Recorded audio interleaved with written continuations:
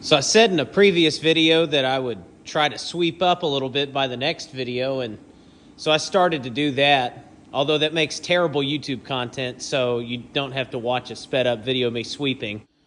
But I guess I started doing a little cleaning up out of necessity so I could get the frame inside and start working on it, because it's pretty obvious I'm not going to do anything out in the snow. So a question I've been asking myself is, what direction do I actually want to go with this build? I've had a couple different ideas for what I wanted to do, a couple different ideas for like power plants and stuff. And I think the most important thing to me is really getting it on the road.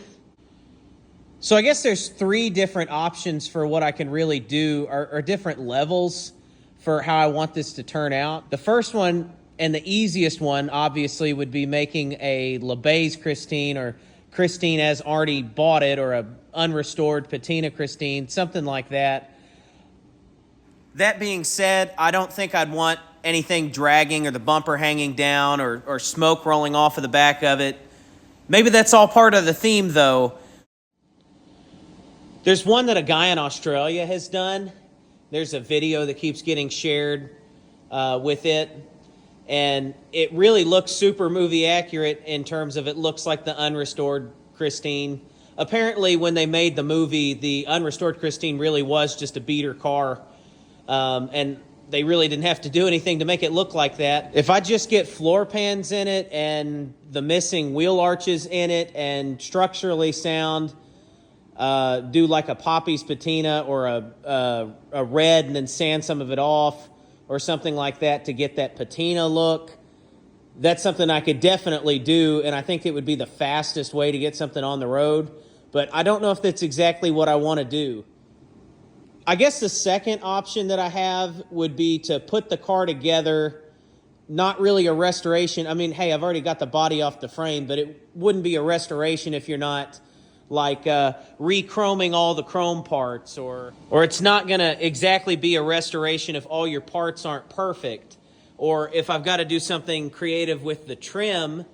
I've got a bunch of sport tone trim pieces, but like I said, they're all off of a wagon or a four-door car. And I thought about doing something to put joints in them or weld them together. That would be something I'd probably have to get help with, but I know I could definitely put joints in them, but that's going to look like they've got joints in them. So that's not going to be a restoration, you know, but it would be putting it together as a running, driving car, sort of like what they did for the movie. Apparently, all the cars for the movie were painted International Harvester red. I mean, hey, they looked pretty good on screen, but they were painted with tractor paint, and then the interiors of the engine bays were painted black, not factory red. But, you know, most people thought it's a pretty good-looking car. And that's probably the option that I'll go for. My third option would be really more of an in-depth restoration, not to a Fury like this little model is, but I'm definitely doing a Christine, a red Belvedere, and the silver trim. But if I want to do something really nice, that's going to cost a lot of money. I mean, all of these parts for these cars are pretty expensive, and if I'm trying to make something perfect, it's going to take me a lot longer and a whole lot more money than something that's assembled and drivable, but not really a restoration in my mind. My brother had said, hey, if it's like a 50s car and it's painted red, most people are going to assume it's a Christine, so don't stress over details or making it perfect. And he's probably right.